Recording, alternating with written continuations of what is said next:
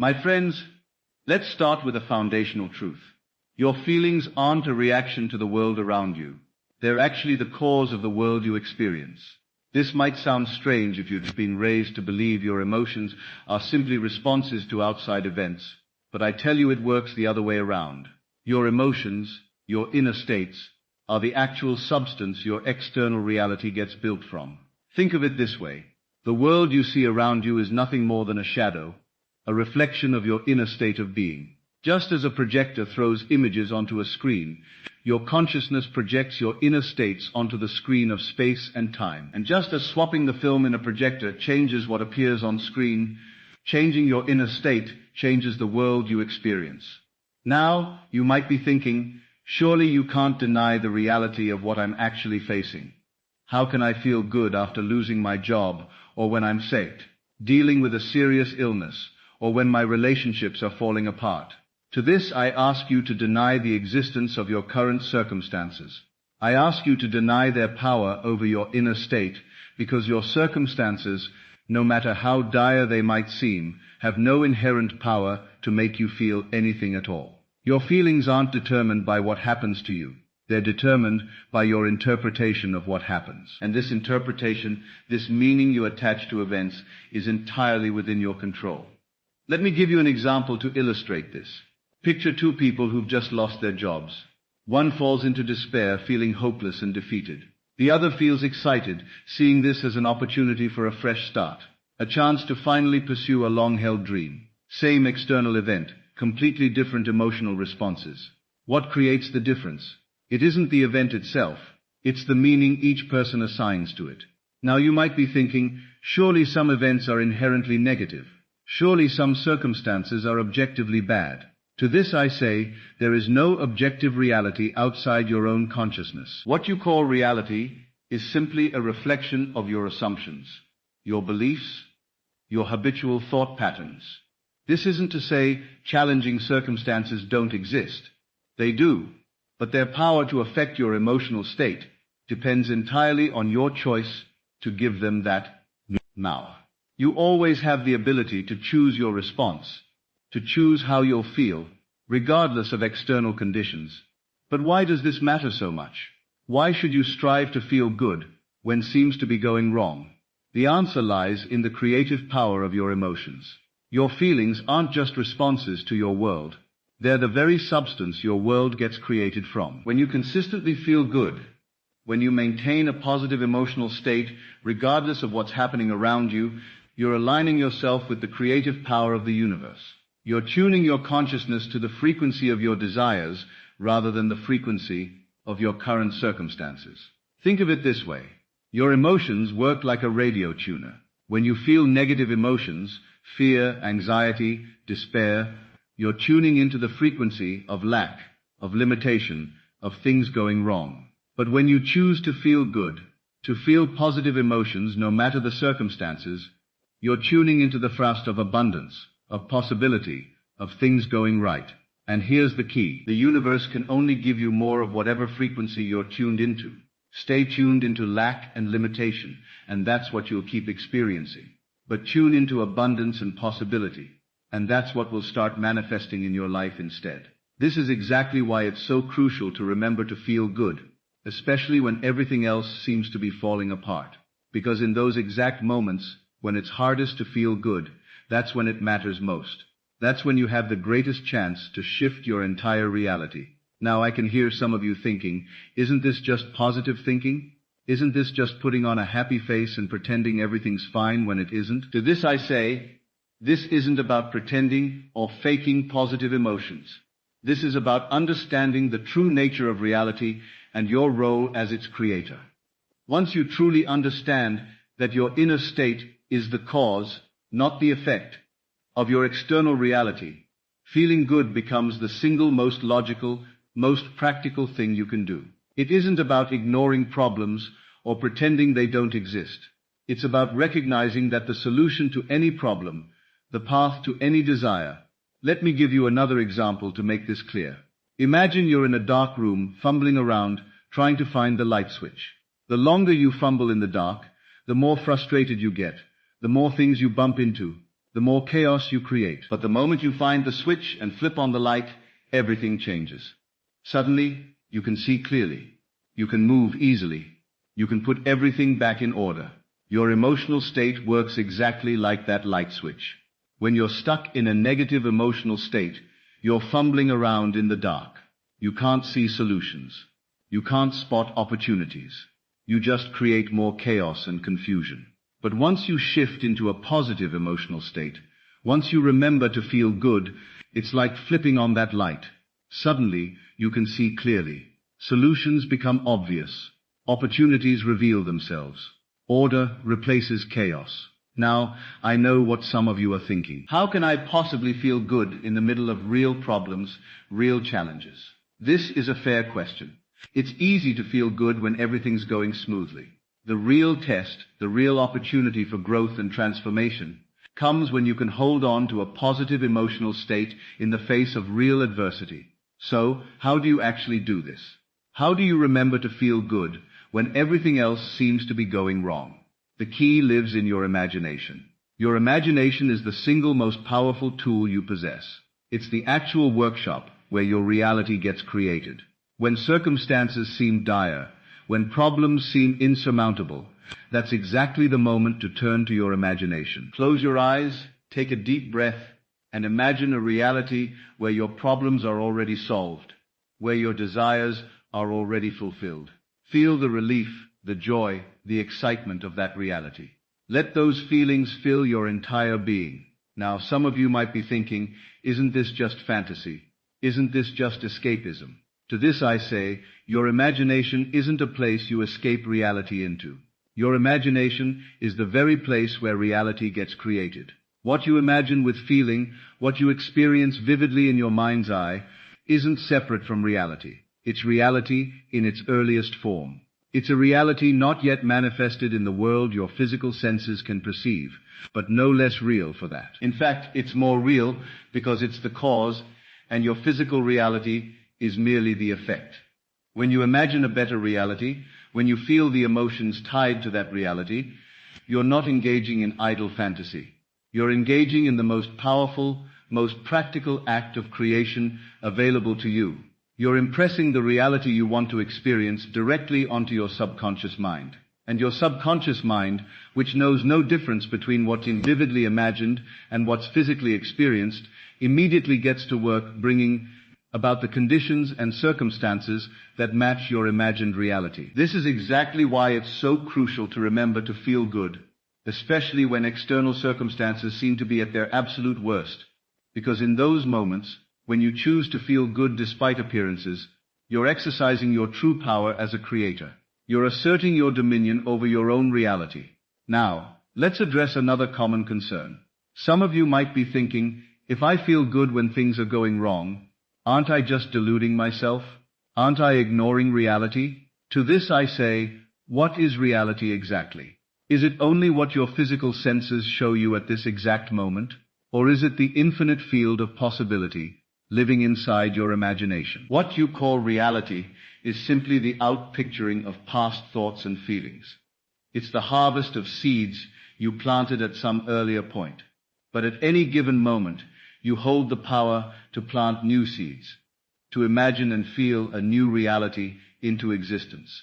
This doesn't mean ignoring your current circumstances or acting irresponsibly.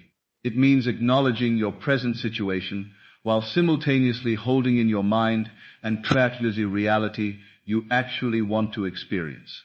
You live in two worlds at once, the world of physical senses and the world of imagination. Knowing the latter will eventually replace the former. Let me give you an example to make this concrete. Suppose you're currently struggling financially. You wouldn't ignore your bills or pretend your debts don't exist. You'd keep managing your current finances responsibly. But at the same time, you'd live from the state of financial abundance inside your imagination. You'd feel the relief of having all your debts paid off. You'd experience the joy of having more than enough money for every need and desire. You'd feel the security of an overflowing bank account.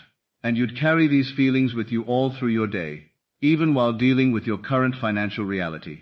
This is what it actually means to remember to feel good when everything else is going wrong. It's about holding two realities in your mind simultaneously while emotionally living inside the reality you want to experience. Now, some of you might be wondering, how long will it take for my imagined reality to manifest? How long do I need to hold on to these good feelings before I see results? To this I say, time is a construct of the human mind. In the realm of pure consciousness, where all creation actually happens, there's no such thing as time. Your desire is fulfilled the instant you assume it to be so. How long it takes to appear in your physical reality depends on several factors, including how natural the desire feels to you, your ability to sustain your assumption, and the current conditions of your world. But here's the key point. Don't concern yourself with the when or the how.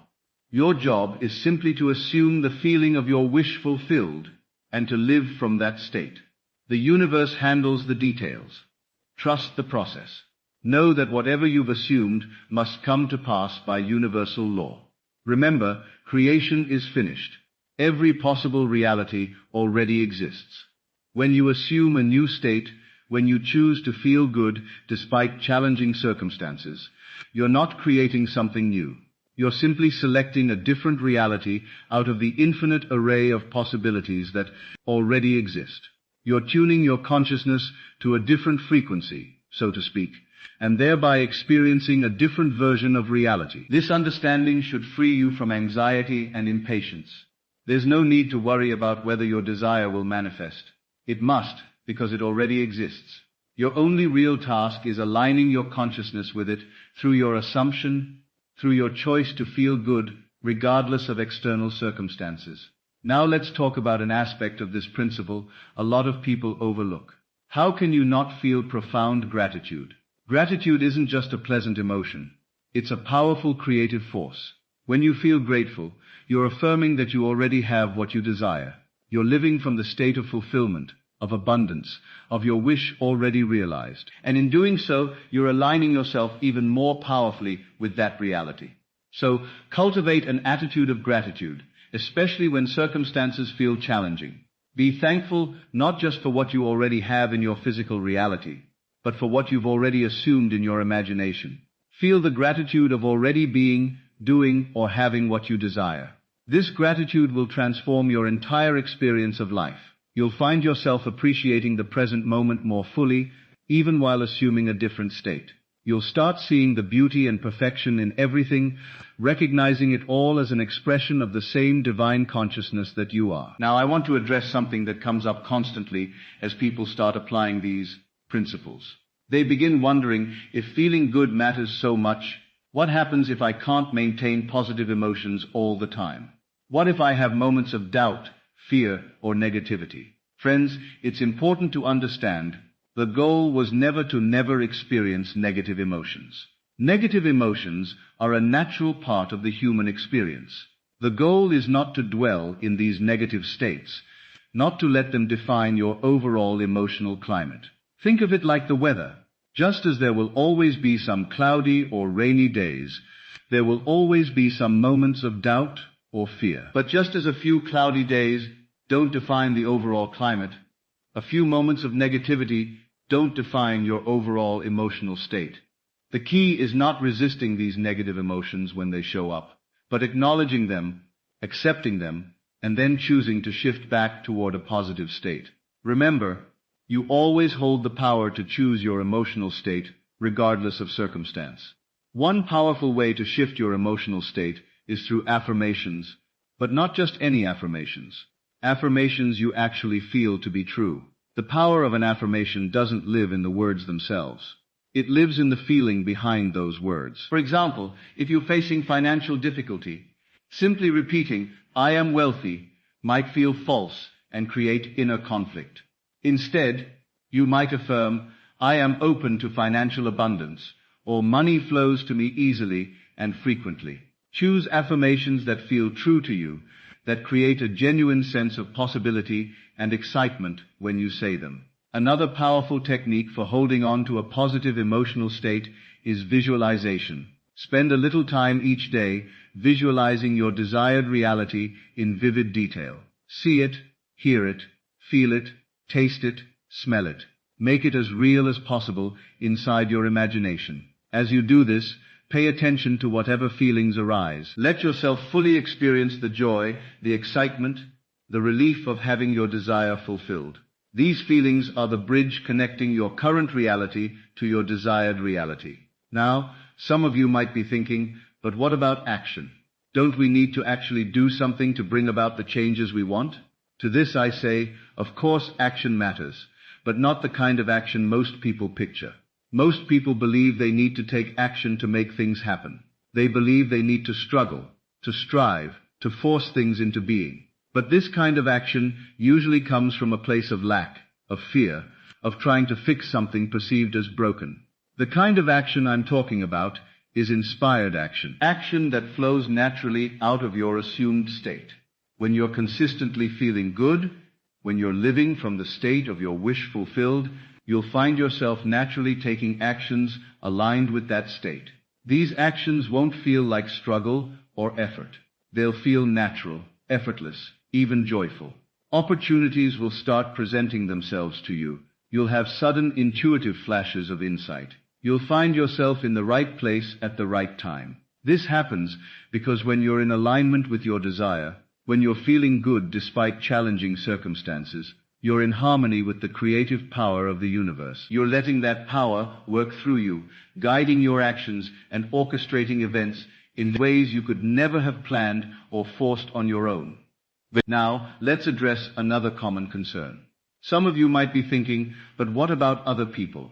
What if my ability to feel good depends on how others treat me or what they do? To this I say, no one and nothing outside of you has the power to determine your emotional state. Other people, like everything else in your reality, are simply playing the parts you've assigned them through your own assumptions. If you assume your happiness depends on others, that will be your experience. But if you assume your emotional state is entirely within your own control, that will be your reality instead. This doesn't mean becoming indifferent to others or that you stop caring about your relationships. It means taking responsibility for your own emotional state, regardless of how others behave. It means choosing to feel good, to hold a positive emotional state, regardless of what anyone else says or does. And here's the beautiful part. When you do this, when you maintain your positive state no matter how others act, you'll find them starting to reflect that state back at you. Remember, the outer world is always a reflection of your inner state. As you change, your experience of other people changes too. Now, let's talk about persistence. Remembering to feel good when everything seems to be going wrong isn't always easy. It requires persistence, practice, and patience. There will be times you slip back into old patterns of thought and emotion. There will be times circumstances feel so overwhelming that holding a positive state seems impossible.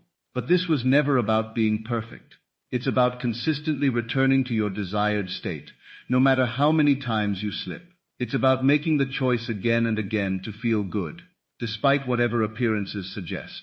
Think of it like learning a musical instrument. At first it feels awkward. You make mistakes. It doesn't sound good. But with persistent practice, it grows more natural. The movements become fluid. The music starts to flow. And one day, you realize you're playing beautifully, without even having to think about it.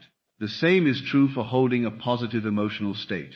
At first, it might feel forced or unnatural. You might find yourself slipping back into negative states often.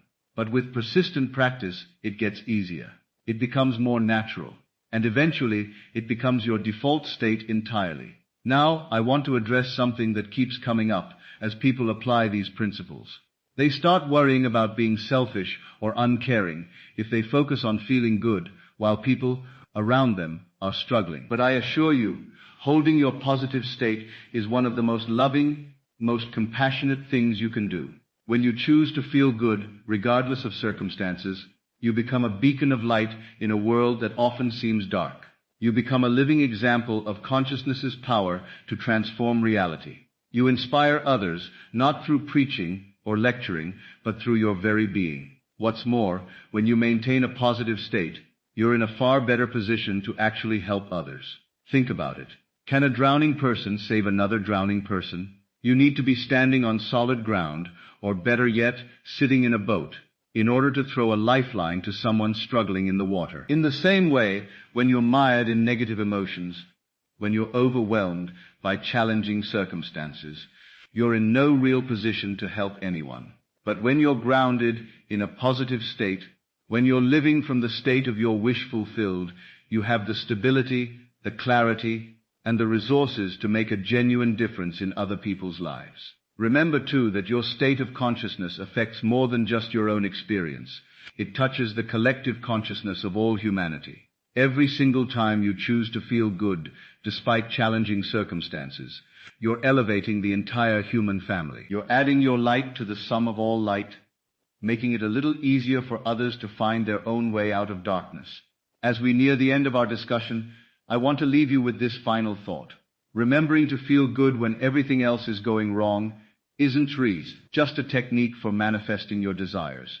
It's a way of life. It's a recognition of your true nature as a divine being, as the creator of your own reality.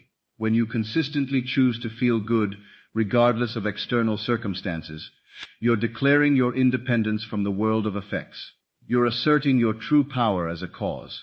You're aligning yourself with the very creative power of the universe. This is the great secret, the great truth every mystic and sage throughout history has pointed toward. Your emotional state, your inner world, is the source of your entire life experience. As you master your inner world, as you learn to consistently feel good despite appearances, you become the master of your own destiny. Dear friends, I urge you, remember to feel good, especially when everything else seems to be going wrong, because in those moments when it's hardest to hold a positive state, that's exactly when it matters most. That's when you have the greatest opportunity to transform your life and to contribute to the transformation of the world around you. Go forward now carrying this knowledge and put it into practice. Choose to feel good, no matter what. Live from the state of your wish fulfilled, and watch as the world around you transforms to match your inner state. This is the true art of living, the true science of creation. This is your birthright as a divine being. Claim it. Live it. This is Neville Lectures. I'll see you in the next video.